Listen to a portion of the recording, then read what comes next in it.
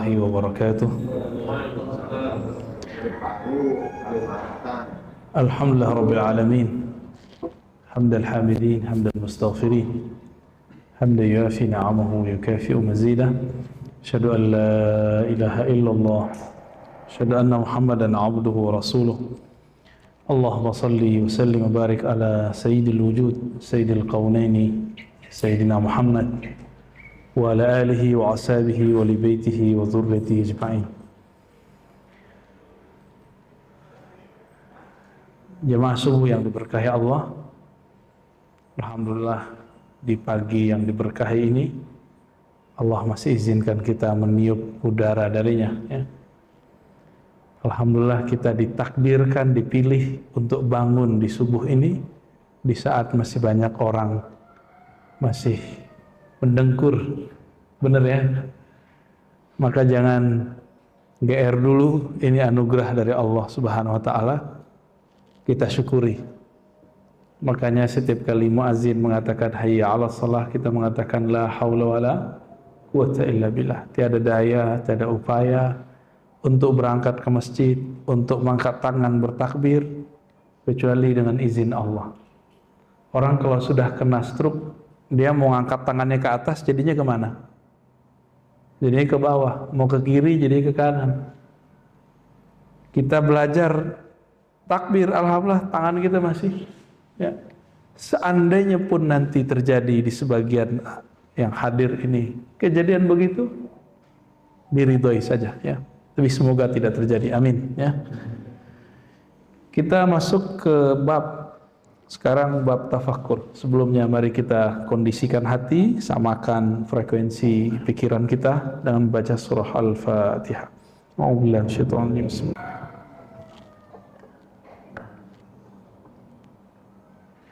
Bismillah. Sebelumnya kita membahas bab diam. Di dalam diam itu, seorang yang mengenal Allah, dia tidaklah kosong. Diamnya berharga. Yang orang katakan diam itu emas. Itu bab berikut ini yang disebut diamnya emas. Diam yang di dalamnya ada tafakkur. Maka bab yang akan kita pelajari pada pagi ini itu babul ashir, bab yang ke-10. Ini enaknya kalau ngaji bahasa kita pakai kitab. Jadi saya nggak perlu menyiapkan tema. Temanya sudah dari kitab semua. Tinggal lanjut aja. Di pesantren kami begini Pak, tapi tiap hari. Maka kitab setebal ini ya bisa khatam cuma dalam beberapa kali pertemuan. Baca terus, baca terus, baca terus. Bacanya tidak hanya baca tapi juga menghayati, ya. Spirit pesantren itu saya bawa ke majelis. Harapannya masjid-masjid kita juga ada rasa-rasa santrinya, ya. Maka yang ngantuk-ngantuk udah tidur aja Pak, nggak apa-apa. Biarin aja saya ngomong sendiri. Insya Allah kalaupun tertidur, tidurnya di sini berkah. Bapak bangun-bangun, ya, ketiduran bangun lagi, itu udah hebat. Ya, itu manusiawi. Tapi yang bisa bangun berarti nur malaikat dalam dirinya itu bangun. Karena di dalam diri kita ada sisi-sisi yang mirip dengan malaikat. Malaikat itu tidak tidur, tidak makan, tidak kawin. Maka kalau kita sanggup tidak tidur di saat orang tidur, itu sisi nur malaikatnya udah muncul. Tapi jangan senang dulu. Ya, sisi kemalaikatan ini bukan puncak, masih ada lagi puncak di atasnya. Ya, tapi itu sudah hebat. Malaikat tidur nggak Pak? Di kampus, yang pernah ngampus, yang pernah sekolah, kalau asik belajar, lupa nggak sama yang lain? Lupa. Kalau lagi asik nulis skripsi, tesis, disertasi, jangankan sama makanan, sama diri aja lupa, apalagi cuma dengan pasangan. Bisa lupa. Ya. Itu baru keasikan akliyah, akal. Kalau keasikan qalbiyah lebih lagi asiknya. Imam Abu Hanifah tidak tidur 40 malam, 40 tahun. Sufyan Ats-Tsauri begitu, Imam Malik begitu, Imam Syafi'i karena beliau tahu teknik-teknik juga begitu. Imam-imam dulu yang kita sebut namanya sekarang itu mereka-mereka yang dulu saat semua orang tidur dia nggak tidur. Ngapain? Bukan ngopi Pak, bukan. Bukan ngenet, bukan. Kalau kita kan ngenet ya, nge-YouTube, Thariqah al-Youtubiyah. Ya. Mereka ngapain? Mereka menghidupkan kolbu. Di kolbu itu ada singgasana malakutiyah, singgasana malaikat. Jadi malaikat itu kalau kita zikir dia datang Pak, masuk di situ. Dialah yang membisikkan kebaikan-kebaikan. Tapi hati-hati, di situ juga ada rumah syaitan. Jadi kolbu ini ada rumah syaitan juga.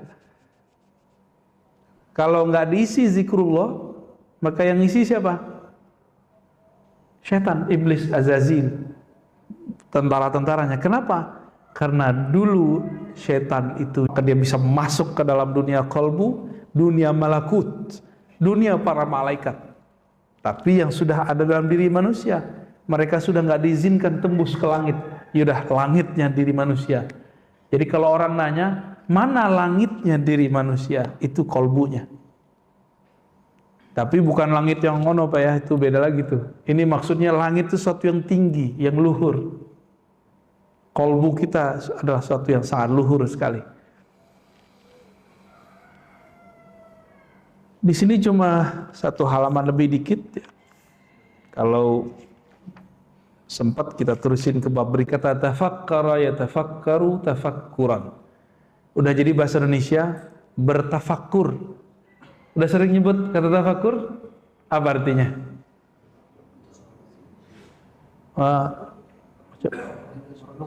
Merenung, introspeksi, muhasabah, ya, merenung, ya, deket-deketlah semua, ya. Tapi kalau kita ambil lagi, fakkara, berfikir, tafakkur, mencari di balik yang difikirkan, di balik yang kita lihat.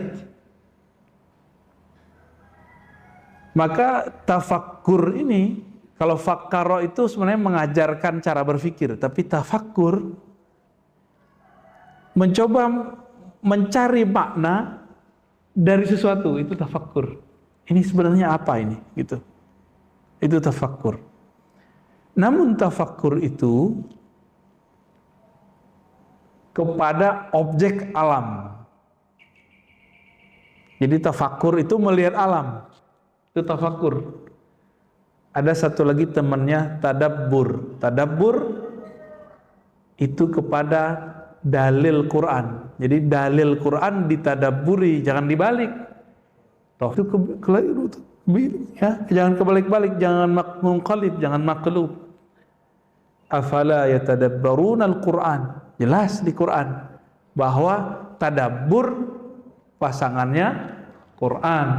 Kalau tafakkur fi khalqis samawati wal ard, mengenai penciptaan langit dan bumi. Quran itu ngomongin langit bumi juga, tapi jika dibolak-balik itu beda. Ini mohon maaf kepada orang yang selama ini menganggap terjemahan Quran itu Quran. Hei, sadar. Quran itu satu hurufnya bisa dimaknai.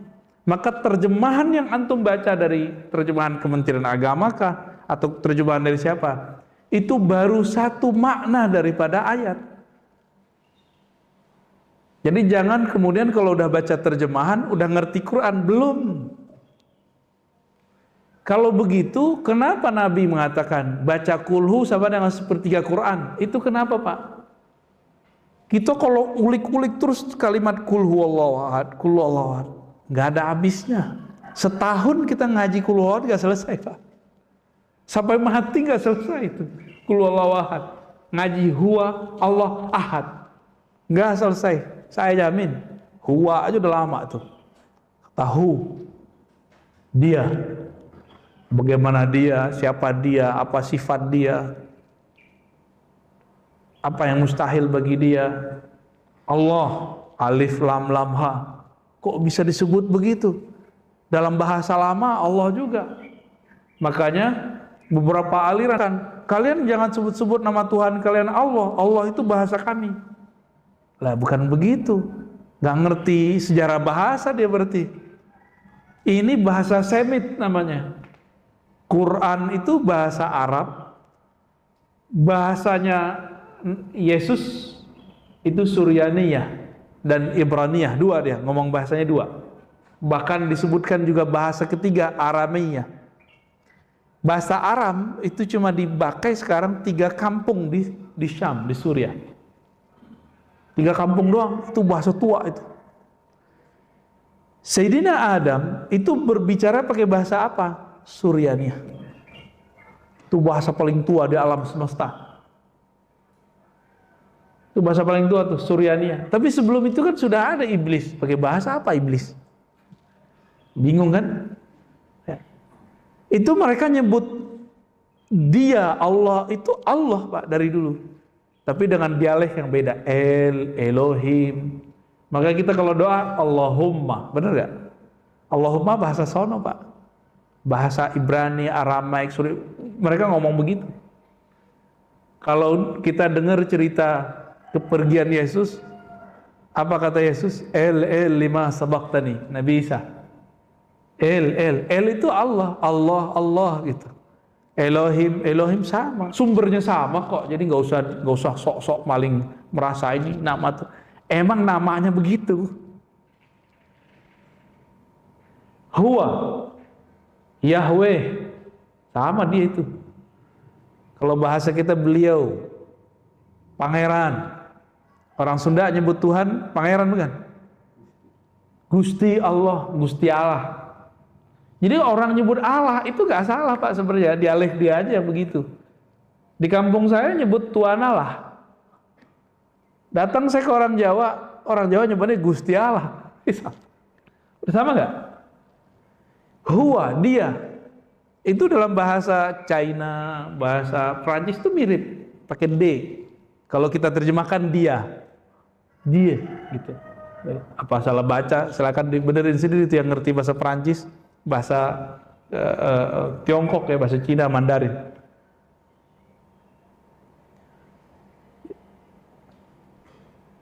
Jadi teks yang kita baca, lalu ada terjemahannya, itu baru satu makna. Kalau terus didalami, wajar kalau kulhu itu sepertiga Al-Quran. Jadi rumus-rumus begitu ada dalam Quran. Baca ini sama sepertiga Quran. Baca ini sama dengan Quran semua. Tapi nggak ada kan hadisnya? Baca satu surat sama dengan membaca semua Quran. Baca satu ayat sama dengan baca satu Quran. Nggak ada kan? Tapi oleh orang yang mengerti ilmu kulhu tadi, mereka tahu surat apa itu, ayat apa itu. Nggak boleh saya sebut Pak. Ya, ntar nggak mau baca Quran lagi. Ntar baca yang satu ayat itu aja. Salah paham, maksudnya bukan begitu. Kedalaman satu ayat itu adalah kedalaman Al-Quran dari awal sampai akhirnya. Gitu. Itulah maksud dari seorang imam ahli sholawat namanya Sidi Ahmad Tijani. Ini sering dinukil, dipelintir oleh kelompok anti sufi. Sidi Ahmad Tijani itu pernah berkalam, sholawat Al-Fatih lebih afdol dari Quran dibaca 6 kali khatam. Dibulilah, disesatkanlah kalam beliau ini. Padahal maksud beliau bukan begitu. Orang kalau baca Quran, hatinya nggak berkoneksi kepada Allah, kepada Quran. Dia baca Quran 6 kali, terus dibandingkan dengan satu sholawat, tapi dia merasakan keagungan yang disolawati. Maka lebih afdol ini 6 kali. Itu maksud beliau begitu. Bukan berarti sholawat Al-Fatih lebih tinggi dari Al-Quran. Itu sholawat Al-Fatih namanya Pak. Allahumma salli ala sayyidina Muhammadin al-Fatih lima ulika wal khatim lima sabaq nasril haqqi bil haqqi wal hadi ila siratal mustaqim wa la alihi haqqa qadrihi miqdaril azim. Itu sholawat ajib. Sholawat itu menyebut Nabi itu Al-Fatih, artinya penakluk. Kalau Al-Fatih yang ini nanti di akhirat semuanya, semua umat, semua Nabi itu sedang menunggu syafaat. Akhir nyari Nabi Adam. Nabi Adam bilang, saya nggak bisa bantu kalian. Malah karena akulah kalian terusir dari surga. Tawaduknya Nabi Adam. Datang ke Nabi Nuh. Nabi Nuh bilang, lah kalian datang kepadaku. Aku dulu gak sabar mendoakan kehancuran umatku sendiri. Datanglah ke Ibrahim. Datang Nabi Ibrahim. Apa kata Nabi Ibrahim? Ah, kalian datang kepadaku. Aku punya kesalahan 3. Pernah bohong. Tapi bohongnya Nabi Ibrahim dosa gak? Enggak. Beliau cuma merasa salah adab. Tapi itu gak dosa. Malah wajib beliau begitu. Bohongnya itu wajib gitu. Kita tiap hari bohong ya. Tiap hari kita bohong, Pak. Datangi Musa. Musa bilang, dulu saya pernah mukul orang, dibunuh, saya gak dikisos. Padahal umatku jika membunuh seseorang dikisos. Datang ke Nabi Isa gak ngomong apa-apa. Datangin Nabi Muhammad SAW. Maka Nabi mengatakan, hatta Ibrahim, dia butuh syafaatku. Akulah Al-Fatih, akulah sang pembuka. Maka sholawat itu kunci syafaat nanti di padang mahsyar. Itu maksud beliau, tapi disalahpahami orang. Karena teksnya kadang-kadang jatuh ke tangan orang yang tidak faham perkalian-perkalian di bab yang kita sebut tafakkur ini, tafakkur dan tadabbur. Ya, jadi perkalian rahasianya itu ada pada bab tafakkur. Ya. Beliau Imam Muhammad bin Abi Bakar Razi yang wafat 660 Hijriah mengatakan, menyebutkan 2 ayat ya. Ayat itu kita sudah biasa dengar. Surat banyak ini ya. Ini ada di surah Ar-Ra'd ya. Surah Ar-Ra'd ayat 3. Ayatil liqaumi yatafakkarun, di ujungnya. Sesungguhnya pada demikian itu ayat adalah ayat. Apa arti ayat? Tanda. Ada sinyal. Ayat ya. Ayat itu nomor ya. Surat sekian, ayat sekian. Itu bahasa Indonesia, tapi ayat bahasa Arab itu dari kata ayah. Ayah artinya mana yang menunjukkan dia, gitu. Karena orang Arab tuh kalau nanya ya ayu syai, mana, di mana, manakah, nah, maka ayat ya. Ini beberapa ulama mengatakan seperti itu ya.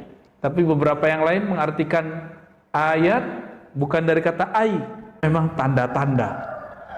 Sesungguhnya yang demikian itu adalah tanda-tanda. Berarti tanda tentang Allah itu banyak. Tapi siapa yang mampu menangkap?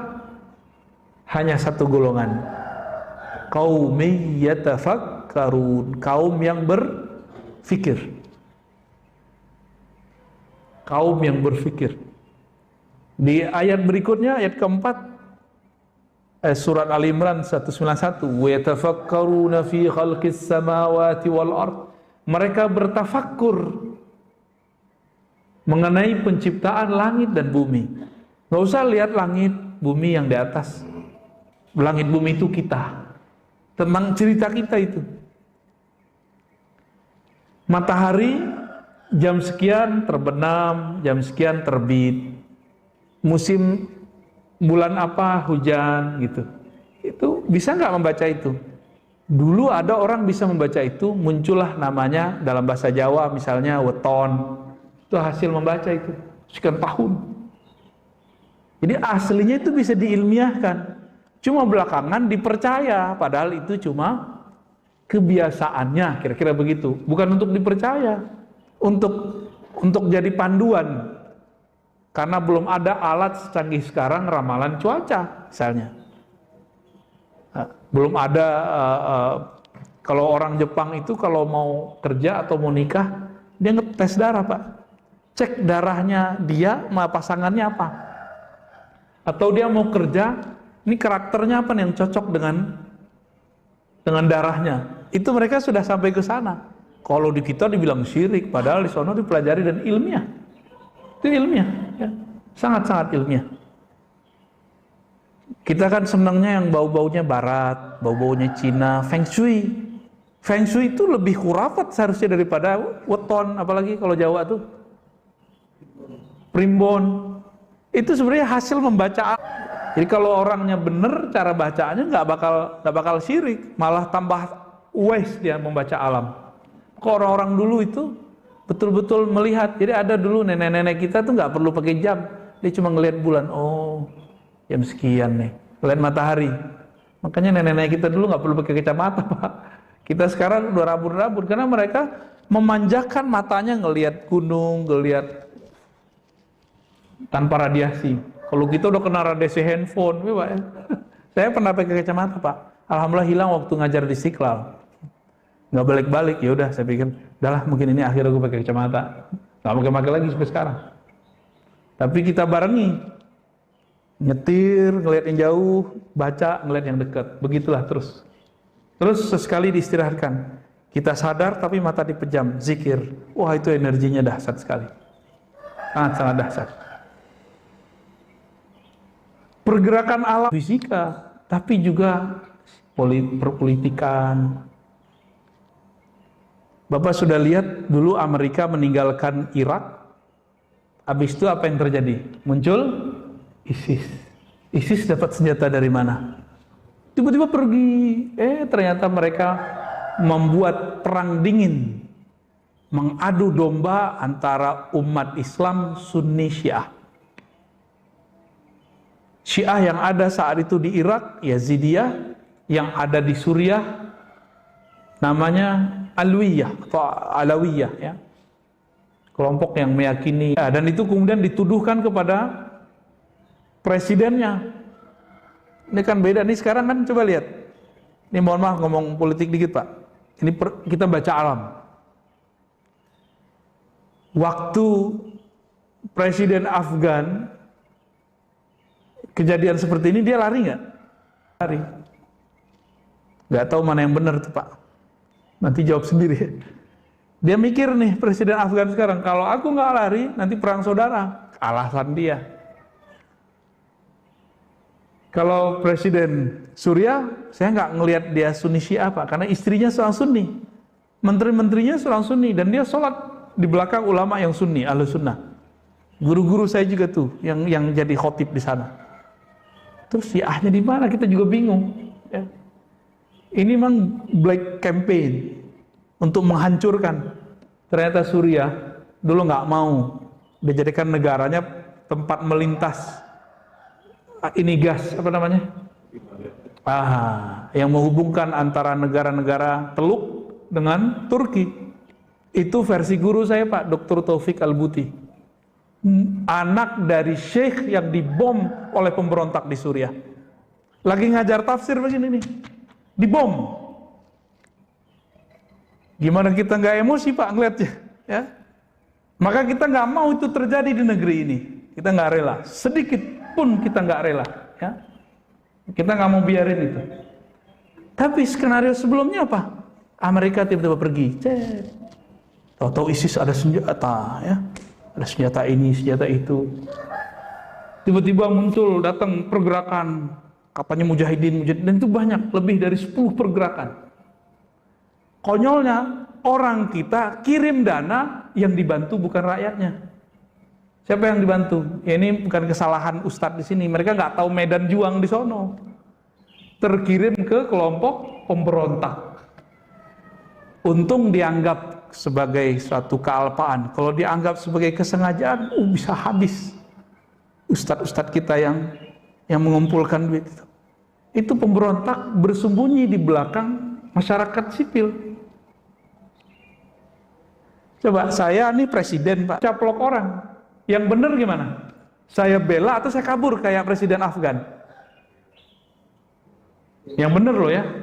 Yang patriot yang mana? Ini ada Pak Tentara nih. Gimana Pak Tentara? Bela. Kabur apa kita lawan?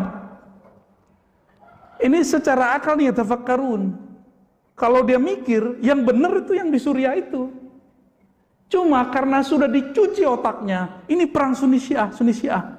Jadi kalau kita bela Bashar Assad, dikira kita pro Syiah. Loh, dari mana kita pro Syiah? Kalau begitu guru saya orang Syiah dong, dia ngajarin saya akidah Ahlussunnah, Pak. Syekh Taufik Al-Buti ngajarin saya akidah Ahlussunnah, fikih Ahlussunnah, usul fikih Ahlussunnah. 2006, 2007, 2008 saya ngaji kepada beliau. Ayahnya nulis kitab semuanya Ahlussunnah. Syekh Muhammad Sa'i Ramadan Al-Buti. Ini kejadian lagi nih di Afgan nih. Jangan euforia dulu, jangan senang dulu. Ini kayaknya Islam mau bangkit, tunggu dulu Pak.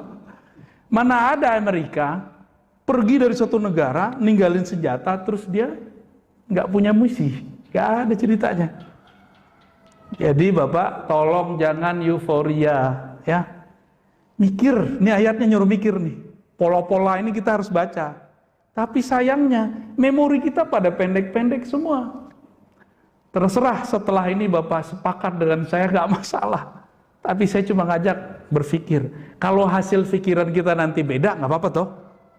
Oh gak apa-apa Ustadz, saya beda sama Ustadz. Gak apa-apa mas saya juga gak mengajarkan ini doktrin. Siapa tahu pembacaan berita Bapak beda sama saya. Tapi Bapak mikir-mikir dulu. Bapak dengar beritanya bahasa apa? Berapa bahasa yang diakses? Paling bahasa Indonesia, banter-banter bahasa Inggris. Itu pun salah-salah dengernya. Saya mendengar setiap hari saya dengerin tiga bahasa. Arab, Inggris, Indonesia. Arab, Inggris, Indonesia. Kita pelototin terus.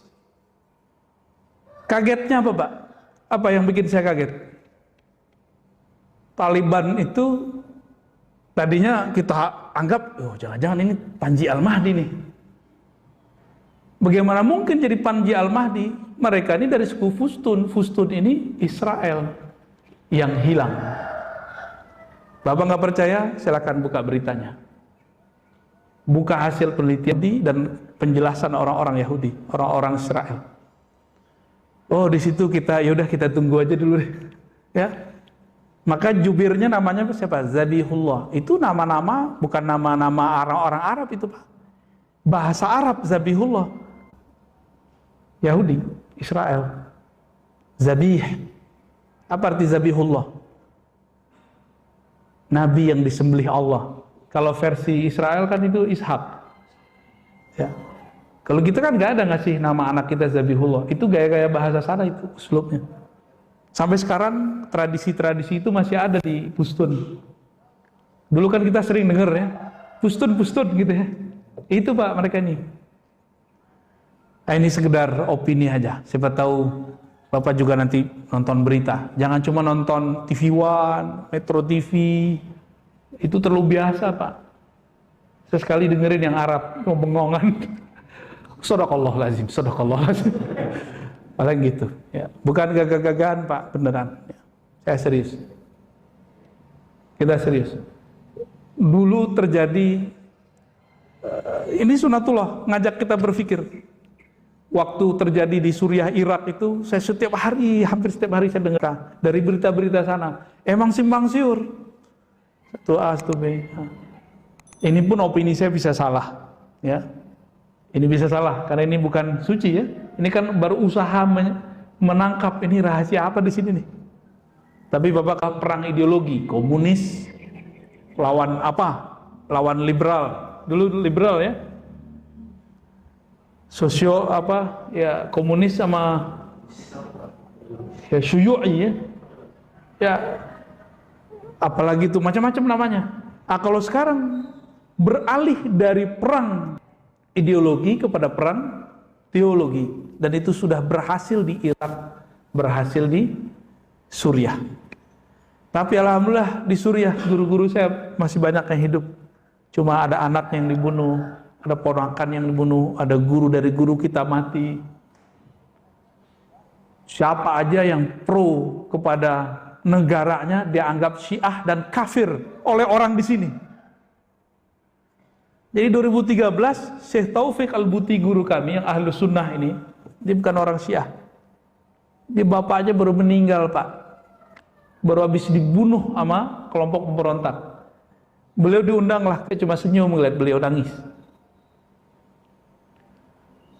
Tiba-tiba lagi asik Stadium Jenderal, ada orang nggak punya adab, nanya, Syekh, ente ini pro Asad atau anti Asad? Gitu kan nanya. Ente pro presiden ente atau anti? Beliau ini orangnya kalau ngomong bisa nangis, Pak. Ngomong bab sholat aja nangis, ngomong taharah nangis. Sekarang ditanya begitu sama anak kurang ajar dari Indonesia, nggak ada perasaan dia. Jadi ternyata pergerakannya hati-hati. Muncul kecenderungan di negeri ini, kalau beda politik, beda iman. Ya, berarti ada bibit-bibitnya di negeri kita ini. Beda politik, beda iman. Bener gak? Udah muncul belum 2019? Muncul. Cuma karena beda politik, bisa tengkar di masjid. Bisa tengkar saudara dengan saudara. Ini saya ulang-ulang terus, Pak. Supaya Bapak nanti 2024 sadar lagi. Karena ini tambah parah terus. Tambah parah terus. Ini udah mulai dibuat garis besar ini. Membeda. Orang yang berpikir emang orang emosi. Orang kalau bertindak dulu baru mikir, namanya apa tuh? Ya, nama jeleknya apa? Bertindak dulu baru mikir, jeleknya apa tuh kalau bahasa Betawi gitu? Sebut sendirilah Pak ya. Tapi orang kalau dia betul-betul menghayati Al-Quran, dia akan paham pola-pola ini. Dan jangan sampai itu terjadi di negeri kita. Bapak siap jaga negeri kita? Siap jaga anak-anak kita, adik-adik kita? Ya. Jadi jangan terbakan euforia. Itu aja harapan saya. Ya. Ini setelah ini mungkin saya akan diserang dari kiri kanan, Pak. Opini, dikata-katain, mental kita dihabis-habisin. Tapi insya Allah lah. Innallaha ma'ana. Allah bersama kita. Ya. Kenapa? Allah nyuruh kita berpikir. Di balik pikiran itu Allah. Udah selesai. Dekat sekali dengan Allah itu. Maka nur ini. Tapi meskipun kita berani, kita dikit. Nah, siap nggak nanti jadi fi'atun qalilah? Kelompok yang sedikit tapi berpikir. Daripada orang-orang yang langsung bertindak tapi dia nggak mikir. Pilih mana Pak? Umar kirim 4 orang tapi sama dengan 1000. 4 orang tuh mikir dulu dia. Mau diapain? Kadang 1000 berbuat dulu baru mikir. Dikirim ke sana supaya yang 1000 diajar mikir dulu. 4 sama dengan 4000. Akhirnya yang 4000 ini bisa mikir dulu yang benar. Dia melatih lagi orang-orang setelahnya. Berlipatlah tentara umat Islam di Mesir saat itu. Itu dahsyatnya. Apa yang difikirkan? Ayat, tanda-tanda. Tanda-tanda itu berulang aja Pak. Berulang pola-pola. Jadi kalau saya menerjemahkan, sesungguhnya pada yang demikian itu pola-pola yang dipahami oleh orang-orang yang berpikir. Ya. Kita doakan negeri ini, walaupun saya bukan PNS Pak ya, saya bukan pegawai pemerintah, saya swasta. Saya mungkin paling mudah kalau mau ngajak orang berontak paling mudah, tapi enggak, saya cinta negeri ini. Saya sangat mencintai negeri ini, karena di negeri ini kita bisa ngajian, bebas maulidan, bebas ngumpul-ngumpul, itu dijaga bener di sini, bener nggak? Bedanya di sini berita COVID-nya banyak gitu aja Pak. Ya, di negara maju sekarang di Timur Tengah, Dubai itu nggak ada berita COVID. Sama negara paling soleh sedunia, Hadramaut, Tari itu kayak nggak ada COVID. Itu tempatnya Maulana Habib Umar. Semoga negeri ini ke depan bisa sampai begitu ya. Nggak usah ada berita COVID. Ada orang COVID, tapi jangan ada beritanya. Jadi kita waspadanya dengan cara yang waras lah. Ya. Baik, gimana Pak? Kayaknya kebakar nih ya. Suatu saat Bapak diajak jihad menjaga negeri ini, siap nggak? Takut ya? Kalau yang muda belum kawin dat. Siap nggak? Harus siap. Siap itu kolbunya emang dimantepin, dikunci rasa takut itu, dibuang rasa takut itu. Satu saat akan muncul saat-saat begitu, momen-momen begitu. Agama ini kan satu aja yang belum sempurna, jihad, perang. Sekarang jihad apa Pak? Jihad opini. Ini saya setelah ngomong begini, Bapak sudah paham cara berpikir saya. Ya. Saya kalau sudah begini nggak mundur lagi, Pak. Karena ini sudah perang. Mundur dari perang berarti sama dengan al-firar minaz zahaf, itu dosa besar. Jadi dalam akidah Ahlussunnah ada 7 dosa besar. Nomor 7-nya itu melarikan diri dari perang, melawan keributan itu, melawan euforia itu, karena harus memahami pola-pola tadi. Ya. Jadi apa arti ayat? Salah satunya pola-pola kehidupan. Pola-pola kehidupan.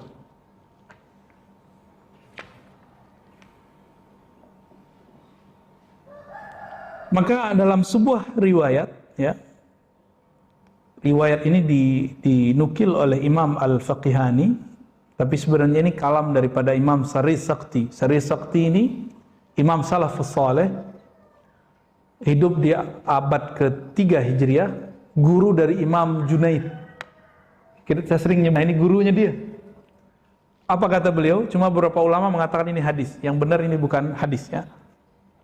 Tafakkur sa'ah khairun min ibadati sana.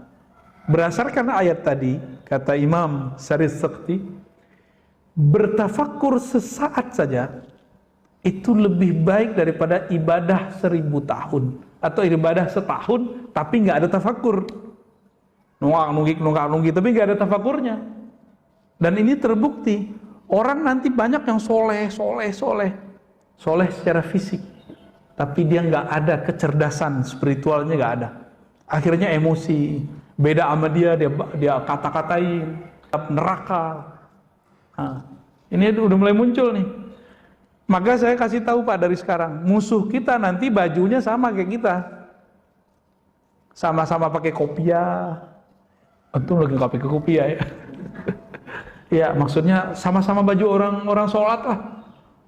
Sama pakai baju koko, pakai sarung, pakai gamis, sama-sama berjenggot ntar. Nanti sama Pak, bedanya mereka khawarij. Ciri-ciri khawarij berontak. Berontak itu bukan berontak negara, tapi sekarang mulai menggugat dasar negara, tuh gawat kan? Mulai mengatakan Pancasila syirik. Berarti dia nggak ngerti Pancasila kan Pak? Pancasila syirik, coba ayat Pancasila pertama apa kalimatnya? Ketuhanan Maha Esa. Di mana syiriknya, bro? Jadi dia cuma dengar dari seseorang di luar sana, tidak mempunyai falsafah selain Quran. Loh, Quran itu terlalu banyak, maka harus disarikan terjemahan dari kulhu, jadilah sila pertama, kan gitu. Ketuhanan yang Maha Esa. Ketuhanan yang Maha Esa, syirik di mana? Ya nggak paham. Dulu kan saya kemakan itu Pak. Saya sempat kemakan secara teologis dan ideologis, kemak dulu. Alhamdulillah Allah selamatkan. Ya. Maka sekarang kita gregetan kalau ada orang yang kok mengulangi kesalahan kita yang lama gitu.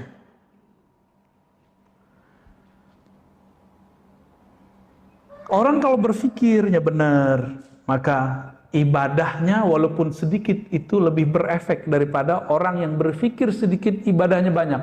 Nanti dia ngerasa sok suci dengan ibadah dia. Ya. Apa kata beliau? Fikrah pemikiran itu ada 5. Nah, 1, fikru fi ayatillah. Berfikir terhadap ayat-ayat Allah, pola-pola yang Allah sudah ciptakan di dunia. Polanya berulang lagi Pak, berulang, kayak orang tawaf. Berulang aja tuh, gak akan jauh beda, ya. Yatawalladu minhul ma'rifah. Maka ini akan menumbuhkan ma'rifah, knowledge, pengetahuan. Jadi orang-orang yang mengerti kearifan lokal, dia tidak akan membuang yang disebut tadi weton, apa tadi? Tapi yang nggak ngerti bilang syirik gitu, karena nggak ngerti. Padahal itu yang bikin ulama tuh, yang bikin ulama itu Pak. Yang bukan ulama tuh zodiak namanya, tapi prinsipnya nggak jauh beda. Zodiak tahu ya? Zodiak itu udah jauh lah ya, udah jauh deh. Itu pertama. Jadi memikirkan pola-pola yang Allah sudah ciptakan di alam. Pola itu akan berulang ya. Yang kedua, wa fikru fi ni'amillahi wa minhu yatawallad minhul mahabbah. Memikirkan besar nilainya nikmat Allah Ta'ala, maka akan muncul dari fikir kepada nikmat, apa itu? Al-mahabbah, rasa cinta. Orang kalau udah cinta, dia mau berkorban. Kenapa kita nih kurang berkorban? Karena kita nggak sampai memikirkan nikmat Allah. Jadi suami istri kalau tengkar mulu, coba ingat-ingat kebaikan pasangannya. Nanti cinta muncul lagi tuh. Coba aja Pak, rasain sendiri ntar. Yang lagi cekcok ingat-ingat kebaikannya. Tapi kalau udah benci sih apa aja buruk jadinya. Ya, pasangan ngorok aja jadi masalah. Pasangan senyum. Fikru fi wa'dillahi wa thawabih yatawallad minhu rughbah. Tafakkur terhadap janji Allah. Janji apa nih? Janji reward, pahala-pahala, kebaikan-kebaikan akan memunculkan rohbah, semangat beramal. Maka dianjurkan kita membaca hadis-hadis mengenai keutamaan-keutamaan mengamalkan suatu.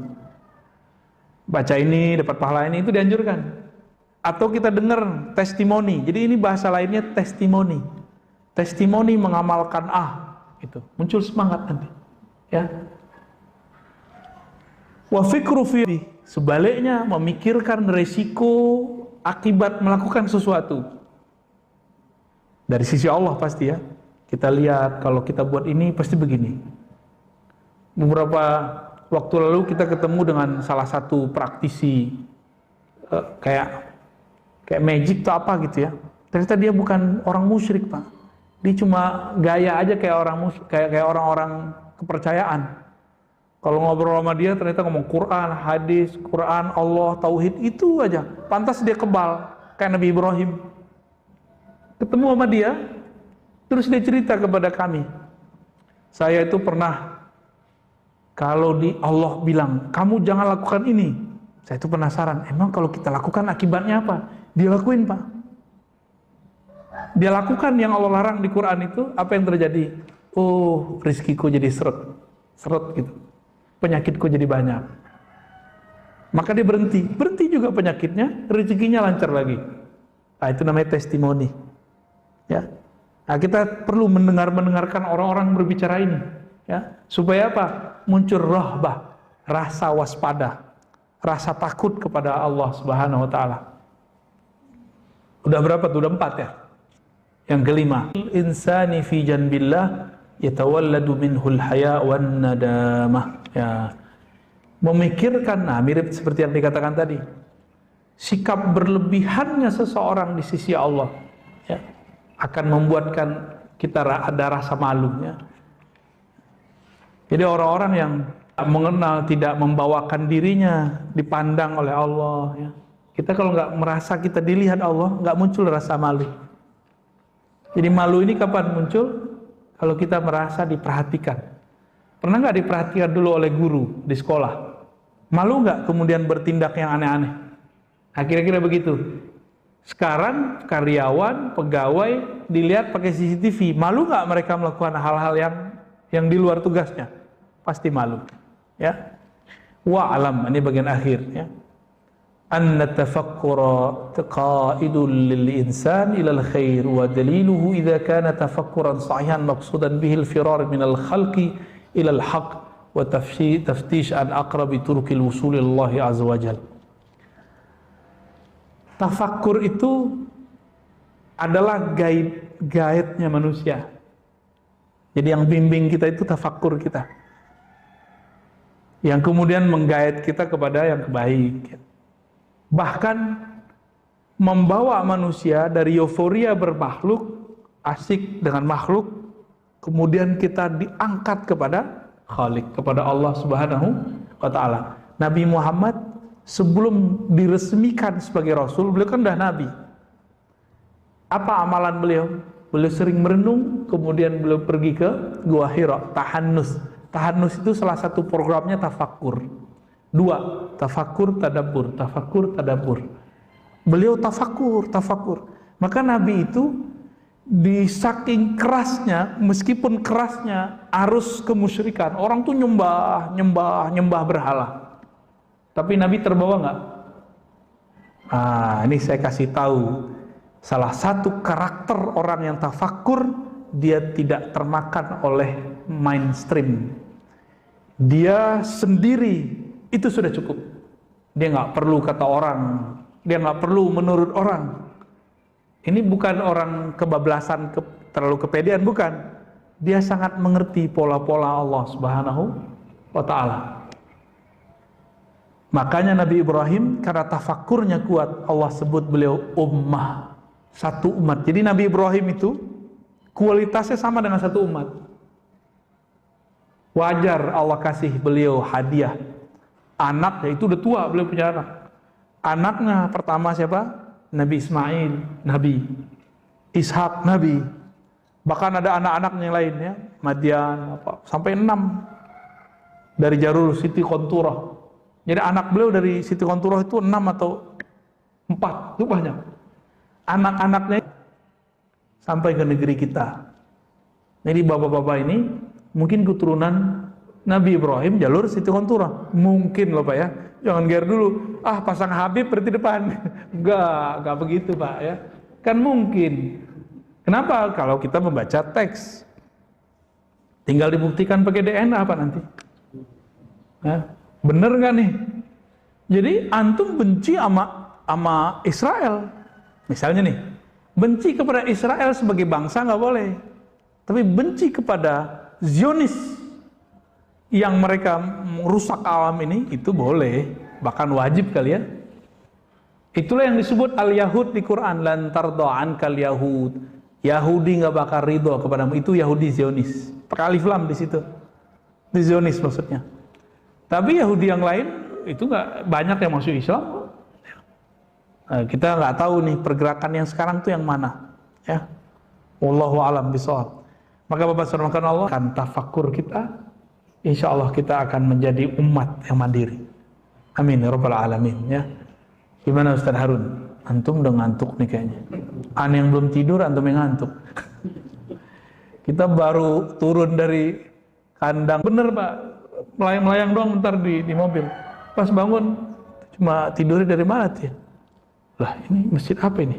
Kok bukan rumah gua nih? Perasaan kalau bangun itu depannya rumah. Ini malah kok pagar. Ternyata rumah lah masjid. Alhamdulillahirabbil alamin. Gimana Ustaz? Udah? Ini jamnya yang lambat atau emang belum ini? Iya.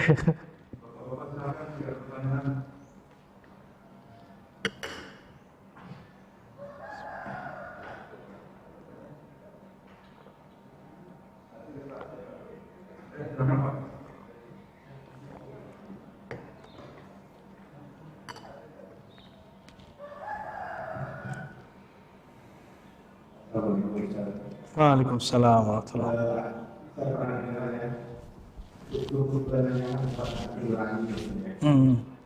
Tapi belakang ini berkat Anda akan melihat mendengarkan sesuatu. Ini masalahnya abu-abu. Ada masalah yang abu itu.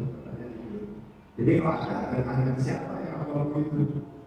Karena hati itu akan salah benar saja. Yang abu itu akan tanya siapa kepada siapa. Waduh, ini pertanyaan mau jadi wali nih. Wali murid. Nabi itu didatengin sahabat nanya, ya Rasulullah, apa yang disebut kebaikan? Apa kata Nabi? Albirru nafs watma'anna ilaihil qalb. Nabi kasih indikator, Nabi nggak kasih definisi. Jadi orang Arab itu bukan bangsa yang mendefinisikan masalah, tapi bangsa yang baca indikator-indikator. Maka Nabi itu kalau ada apa aja dikasih contoh. Semuanya contoh. Biar gampang. Kalau definisi cukup di kampus. Dulu belum ada kampus, Pak. Apa kata Nabi? Kebaikan itu, kebenaran itu sesuatu yang membuat jiwamu tidak bergejolak, hatimu tidak galau. Tapi kalau bikin kita bergejolak, emosional, nah itu kan berarti nggak itma'annat ilaihin nafs. Jiwanya nggak bener, karena gampang emosi. Orang bener itu nggak emosional, Pak. Orang bener nggak ada yang emosional, karena dia tahu dia bener, ngapain dia emosional? Orang yang emosional itu karena dia merasa kebenaran dia masih nanggung, terus mau direbut orang, mau dibatalin orang. Tapi orang yang tahu dia sudah benar, dia biasa aja, santai aja. Maka Nabi Muhammad SAW waktu sudah nyampe di Hudaybiyah, bentar lagi nyampe di Mekah, cuma 15 kilo lagi. Tahu-tahu ditahan, dibuat MOU 10 tahun lagi baru boleh masuk. Umar udah ngomong ngamuk. Nabi santai aja nggak? Nabi santai. Ntar juga selesai, kira-kira begitu. Nabi itu bergeraknya dengan kolbu, karena kolbu itu langsung di-guidance oleh Allah Subhanahu Wa Taala. Nggak pakai ini itu masih banyak. Nah, kebanyakan kita sekarang pakai ini doang. Nabi mengatakan istafti kolbak, tanya kolbumu. Lihat, nanya ke kolbu bukan nanti ada dia berbicara dengan suara wahai Ar-Razi. Nggak begitu, Pak. Lihat dia berbicara, bagaimana bicaranya jiwa? Jiwa akan gelisah, berarti dia nggak nyaman. Nah itu namanya, mintalah fatwa ke dalam jiwamu. Kalau dia gelisah, berarti ada yang nggak beres. Tanya ke kolbu, was-was. Oh berarti ada yang nggak beres lagi. Kira-kira begitu, berdialog dengan diri. Bapak kalau jago gitu, jadi waliullah, Pak, bener. Serius, saya bukan main-main. Ini ilmu kewalian yang diturunkan Nabi ke sahabat. Wali begitu ilmunya. Cuma kan kita nggak melatih itu, Pak, bener nggak? Saya nggak ngelatih itu, Bapak nggak ngelatih itu. Udah ustadznya udah nggak ngelatih, jamaahnya apa lagi? Akhirnya jamaahnya sama dengan ustadznya. Ustadznya emosi, jamaahnya emosi, ya lengkap sudah. Itu Pak ya. Gimana Pak? Ada yang mau dibacain? Surat cinta bukan? Apa surat benci? Oke, fatal. Assalamualaikum, saya Muhammad Muji Madura Darul. Apakah ada makhluk Allah yang bergerak diam bersamaan selain Allah? Mohon jawaban ya. Itu pertanyaan harus dibenerin. Bergerak kok diem? Itu secara ilmu logika udah nggak masuk. Ya, harus dilurusin dulu. Dalam ilmu mantik ini kan gramatikal berpikir. Gerak itu sekaligus bisa diam nggak? Gerak, diam ya diam. Dah, jadi pertanyaannya dilurusin dulu deh. Ya. Di tafsir Quran Allah akan menyebut dirinya aku dan kami. Itu yang nanya siapa tuh? Tidak ada Allah yang aku, ada Allah yang kami gitu ya. Saya mengatakan tafsir itu dalam hal apakah Allah menyebut dirinya aku dan kapan kami. Coba perhatiin ya. Ini ayat yang paling senang saya baca. Dari dulu, dari kecil saya suka baca ayat ini. Surat Toha ayat 14. Malam tadi juga kayaknya saya baca ayat ini nih. Wahai Musa, kata Allah, la ilaha illa ana. Innani anallah la ilaha illa ana. Sesungguhnya akulah Allah. Innani, ya itu ada innani itu ada ya pada situ. Sesungguhnya aku. Diulang lagi, anallah, akulah Allah. Jadi Allah itu kalau menyebut aku berarti ada keperkasaan di situ. Ada tauhid mutlak di situ. Sebenarnya yang boleh ngomong aku itu cuma Allah.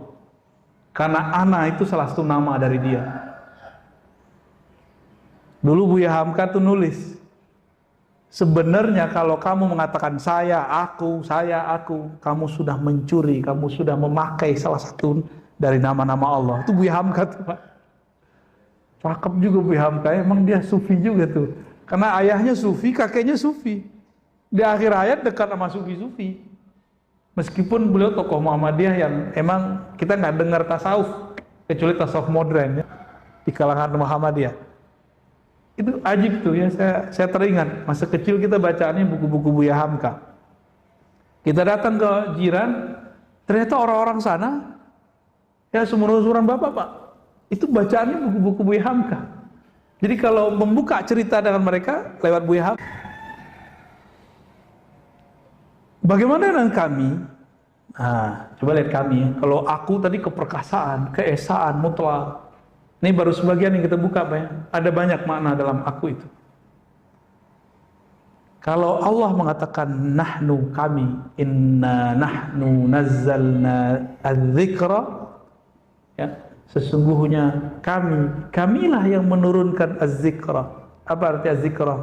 Peringatan artinya Quran. Wa inna, dan sesungguhnya kami lagi lahu terhadap peringatan Quran itu lahafizun, ya, sungguh sebagai penjaga.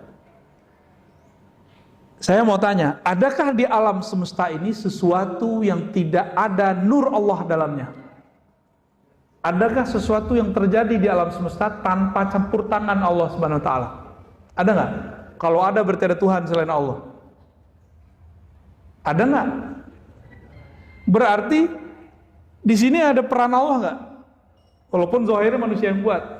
Di sini suara yang sampai kepada Bapak itu kan karena kita dekat, dalam hitungan detik, bahkan sebelum 1 detik udah nyampe.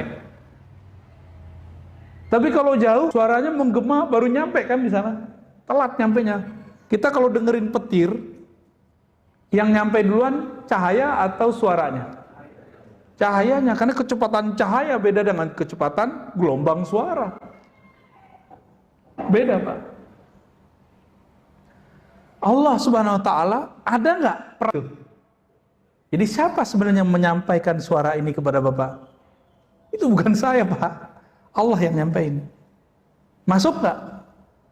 Maka sama siapa yang nonton lewat YouTube, lewat Facebook, dimanapun berada, itu yang menyampaikan itu Allah, bukan si Facebook itu, bukan si YouTube itu. Allah yang nyampein. Lewat. Apabila Allah melibatkan perbuatannya, maka Dia mengatakan kami. Paham? Kita ini, alam semesta ini perbuatan Allah. Apabila Dia menyebut perbuatannya, Dia sebut kami. Maka Dia mengatakan keesaannya dalam perbuatannya, disebut tauhidul af'al. Tauhid dalam perbuatan. Terbersit sedikit saja Pak. Bapak ini, antum ini berpikir apa yang dipikirkan? Ada pergerakan di alam semesta, 1 biji zarah saja, itu bukan campur tangan Allah, musyrik langsung. Gawat gak? Paham ya? Enggak ada.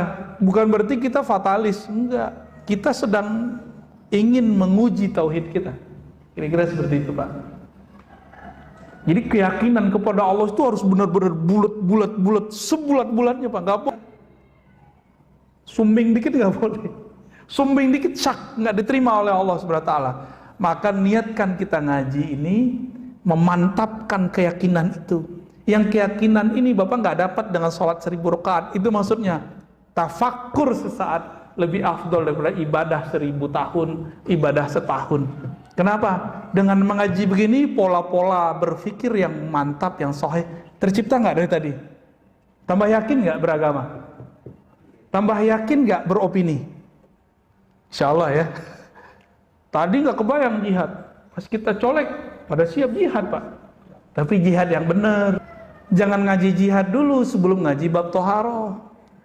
Jangan ngaji jihad dulu sebelum ngaji bab tentang qisas. Jangan ngaji jihad dulu kalau belum belajar tentang akhlak. Belajar tentang bab ikhlas. Nanti nggak jihad, malah ingin nunjukin, gini loh Islam yang benar. Allah nggak perlu digitu-gituin Pak. Agama Allah nggak perlu begitu. Betul ada ayat intan surullah yaskum. Jika engkau menolong Allah, Allah tolong kamu. Emang Allah butuh ditolong? Ini Allah lagi ngapain nih? Nguji kita. Kita GR kan nih? Intan suruh kalau bagi saya terjemahannya bukan itu. jika engkau berkorban untuk Allah, itu yang benar terjemahannya, maka Allah akan membantumu. Udah banyak belum korban buat Allah? Belum ya? Belum. Gimana mau dibantu Allah kan? Gimana kolbunya belum bisa merasakan khusyuk? Gimana mau merasakan nikmat tahajud? Gimana mau bisa merasakan la ilaha illallah itu bergetar di kolbu? Gak bisa. Karena gak ada pengorbanan. Ini yang datang pagi ini sudah berkorban berarti. Mengorbankan rasa was-was. Benar gak? Bagus itu Pak, sembelih itu rasa was-was. Orang yang gak mau keluar rumah, gak mau ngaji ke masjid, itu lebih rentan kena nanti. Karena ada was-was ini bahaya. Bapak udah dapat imunitas ini. Imunitas sosial. Was-wasnya terhilang. Karena was-was ini awal dari semua penyakit. Ini hemat kita ya. Gunting itu Pak, bakar rasa itu. Rasa was-was itu gimana cara bakarnya? Meskipun kita masih jaga jarak, tapi kita jangan sampai gak hadir di masjid-masjid Allah ya. Di majelis-majelis kajian-kajian yang menghantarkan kita kepada Allah. Kajian kan banyak juga Pak. Gak semua kajian menghantarkan, menyadarkan kita kepada Allah SWT. Saya memohon kepada Allah, semoga ta'lim-ta'lim saya, ta'lim-ta'lim yang Allah izinkan pada diri yang hina ini, menghantarkan kesadaran saya dan kita semua kepada Allah Subhanahu wa ta'ala. Cukup Pak ya? Kita tutup dengan baca salawat. Allahumma salli ala Nabi Muhammad. Subhanakallahumma wa bihamdika asyhadu an la ilaha illa anta astaghfiruka wa atubu ilaik. Mohon maaf. Semoga kita diridhai Allah. Assalamualaikum warahmatullahi wabarakatuh.